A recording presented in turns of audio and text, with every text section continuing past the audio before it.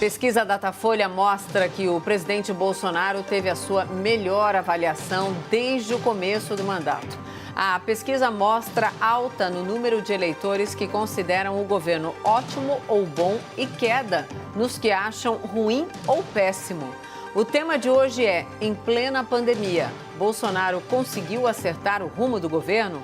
Os nossos debatedores são Bruno Salles, advogado, mestre em Direito Penal. Boa noite, Bruno. Boa noite, Mona Lisa. E Caio Coppola, bacharel em Direito e comentarista político. Boa noite, Caio. Boa noite, Mona Lisa. Boa noite, doutor Bruno. Boa noite ao espectador da CNN. Boa noite, Hoje Caio. quem começa é você. Desculpa, falei em cima. Quem começa é você, Bruno. Suas primeiras considerações, então, por favor. Obrigado, Mona Lisa. Minhas amigas, meus amigos, boa noite.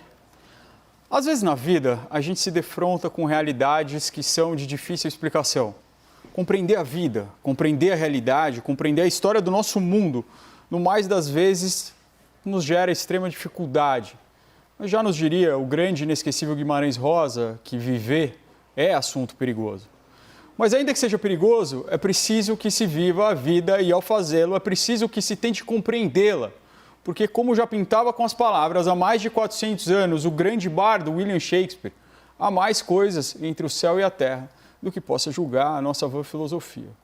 Por isso, a pesquisa de popularidade do excelentíssimo presidente da República, divulgada hoje pelo Datafolha, pode espantar alguns, chocar outros, extasiar certa turba, mas, para além dos rompantes de surpresa, ela tem concretas e visíveis explicações.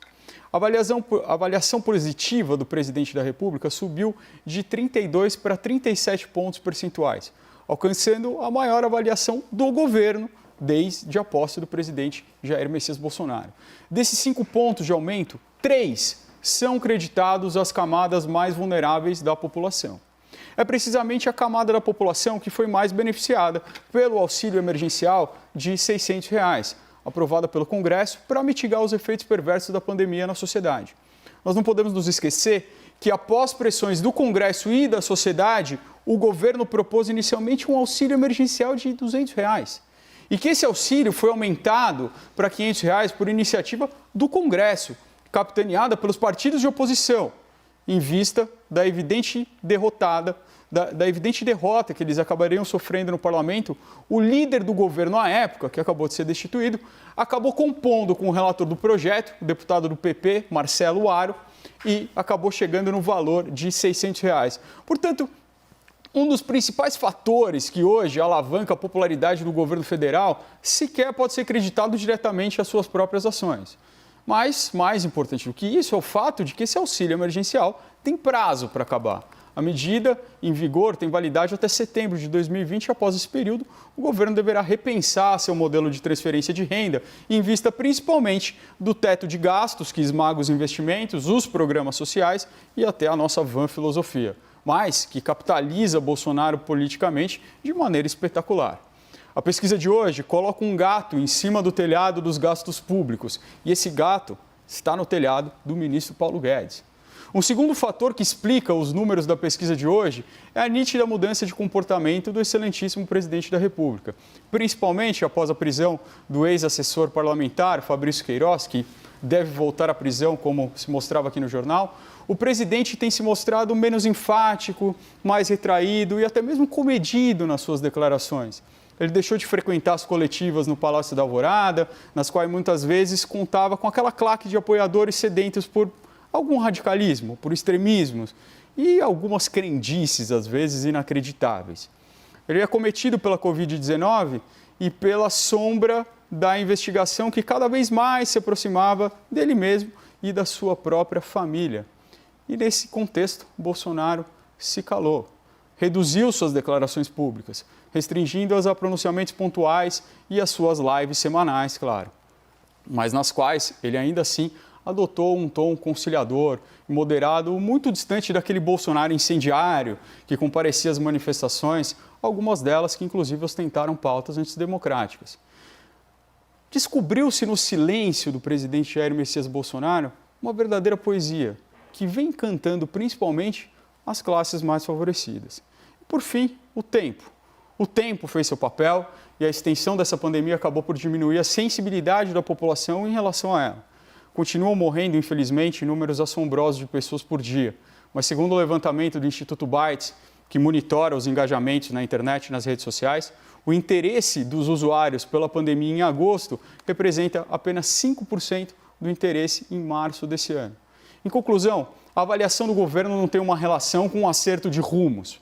O Ministério da Saúde continua sem projeto, continua sem um ministro definitivo e não tem um caminho certo para a pandemia. O Ministério da Economia continua sem um projeto para a retomada da produção e para a geração de empregos. E nenhuma ação concreta, efetiva, é vista no horizonte. A gente discutiu isso a semana inteira aqui. Bolsonaro colhe os frutos de medidas que não foram criadas por ele e que vão acabar. Mas não importa. Felizmente, o Congresso não se preocupou em enfraquecer o presidente, em fazer pautas bombas. Aprovou a melhor medida contra a vontade do governo, tem que se lembrar isso. Ainda que soubesse que essa medida poderia beneficiá-lo, e está beneficiando. Bolsonaro colhe o que não plantou. Mas nessa hora, é muito importante que a gente não esqueça dos versos eternos de Fernando Pessoa, quando nos diz que os deuses vendem quando andam. Compra-se a glória com desgraça, e ai dos felizes porque são só o que passa. Agora, suas primeiras considerações. Caio, por favor. Bom, muito generosamente, eu vou dar o benefício da dúvida ao Datafolha e considerar que os números que ensejam aí a nossa discussão de hoje são fidedignos e refletem a realidade dos fatos. Afinal, é impossível ignorar os erros grosseiros dos levantamentos de intenção de voto nas eleições de 2018. E também é importante pontuar que os dois maiores institutos de pesquisa do país são ligados a grupos de comunicação que fazem oposição sistemática à presidência da República, beirando aí a tentativa cada vez mais mal sucedida de assassinato de reputação. Portanto, dado esse contexto, é plausível cogitar que os números sejam ainda mais favoráveis ao governo federal do que mostra essa pesquisa. Mas, por amor ao debate, vamos supor que o Datafolha acertou dessa vez. E eu vou pegar carona na matéria da Folha de São Paulo, que anunciou em primeira mão os resultados da pesquisa. Então, aspas para o título da matéria. A aprovação a Bolsonaro sobe e é a melhor desde o início do mandato, diz Datafolha. Aqui nós vamos parabenizar o Grupo Folha por criar uma manchete condizente com os fatos. De fato, 37% dos brasileiros consideram o governo ótimo ou bom. Eu, pessoalmente, me encaixo no segundo segmento, que reputa o governo como regular. Nós somos 27%. Esses dois extratos somam 64% dos entrevistados. Assim, considerando a margem de erro, que é de 2 pontos percentuais, a gente pode inferir que 2/3 da população vem com bons olhos o governo. Ou pelo menos não vem com maus olhos. E essa afirmação é corroborada pela queda expressiva na rejeição do governo, que chegou a marcar 44 pontos e agora retraiu para 34%, o outro terço da população. Essa é a realidade estatística proposta pelo Datafolha. Mas para cada fato, há as narrativas correspondentes. E a julgar pelo estado do jornalismo nacional, fatos e narrativas eles costumam vir condensadas para o grande público na mesma notícia. E aqui não podia ser diferente. Vejam o subtítulo da matéria da Folha, a qual eu já me referi. Aspas. Rejeição de presidente cai 10 pontos desde junho, quando prisão de Queiroz o fez submergir enquanto o auxílio emergencial era pago. Essa é a síntese da narrativa que a imprensa militante, a elite política e os interessados de plantão vão tentar emplacar. Então prepare-se, espectador, para os seguintes tópicos que serão martelados na sua cabeça ad nauseam, à exaustão. Primeiro ponto, a rejeição ao presidente diminuiu porque o Bolsonaro parou de dar declarações polêmicas, já que ele está acuado pelo caso Queiroz.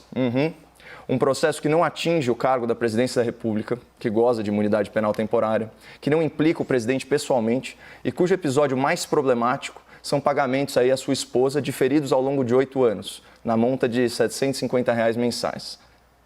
Num país castigado por mensalão, por petrolão e agora pelo covidão, será que o caso Queiroz é um cala-boca político? Fora que, para o jornalismo de torcida, o advento de um ministro das comunicações, a inevitável melhora nas relações institucionais e até mesmo o amadurecimento pessoal do presidente estão descartados como explicações possíveis para a moderação de tom.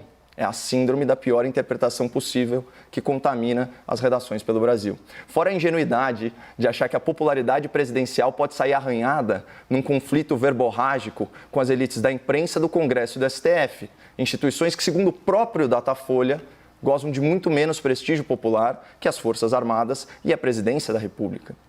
Mas vamos tratar do segundo tópico da narrativa, que é o seguinte: a popularidade do presidente se deve ao auxílio emergencial, aquele benefício pago temporariamente a 60 milhões de brasileiros, que é considerado o maior programa de transferência de renda da história e que bancarizou dezenas de milhões de cidadãos antes excluídos da vida financeira nacional. Vamos analisar a situação. A gente está no auge de uma crise econômica e de saúde pública. Mais de 100 mil mortes atribuídas à Covid-19. Índices recorde de desemprego e projeção de uma queda sem precedentes no PIB. Numa situação tão adversa, que gera uma insatisfação natural da população, alguém de boa fé pode atribuir a boa avaliação do governo a uma medida assistencial? Isso é de um elitismo que chega a ser embaraçoso. Porque o que está por trás dessa narrativa é dizer que a aprovação popular em massa está à venda e que o pobre brasileiro só vota com a mão no estômago. Além de ser reducionista, essa explicação ela não faz o menor sentido, porque o Bolsa Família, por exemplo, nunca foi interrompido e ainda assim o lulopetismo não conseguiu se perpetuar no poder. Ou seja, tem muito mais coisa, há muito mais entre o céu e a terra, doutor Bruno, orientando a formação da convicção política da população brasileira, incluindo o povo mais vulnerável. Mas tem gente que ignora o quanto pode, que esse é o primeiro governo federal das últimas décadas sem um escândalo de corrupção, e a gente já está avançando aí no 4º semestre de gestão. Um governo que paulatinamente entrega obras de muito impacto social e de infraestrutura nos rincões do Brasil. Um governo de um presidente que, para o bem e para o mal, se comporta da mesmíssima forma desde a eleição, qualquer que seja a situação. Então, concluindo, todo esse capital político do presidente, que foi diagnosticado agora, tardiamente, pelo Datafolha, ele não se deve a questões pontuais e isoladas. Na verdade, a explicação mais plausível é de natureza psicológica. O presidente está colhendo os frutos da vitimização. O que a população percebe é que o presidente tem sido, ao longo de meses a fio, vilanizado, tem sido atacado por uma imprensa cada vez menos imparcial e por uma elite política ambiciosa e hipócrita que conseguiu a proeza de transformar um dos homens mais poderosos no Brasil numa vítima injustiçada. Cadê o malvadão que ia acabar com o Bolsa Família, esquecer o Nordeste e abandonar os mais pobres? Cadê o autoritarismo, o fascismo e a perseguição às minorias? Cadê o miliciano corrupto? O tempo passa e essas acusações permanecem sem provas. E os fatos têm desmentido as narrativas. Gradualmente, a população vai detectar esse padrão. Portanto, respondendo à pergunta do debate, Bolsonaro acertou o rumo do governo? Eu, pessoalmente, não sei. Ainda é muito cedo para falar isso. Mas a oposição está fazendo um excelente trabalho por ele e para ele.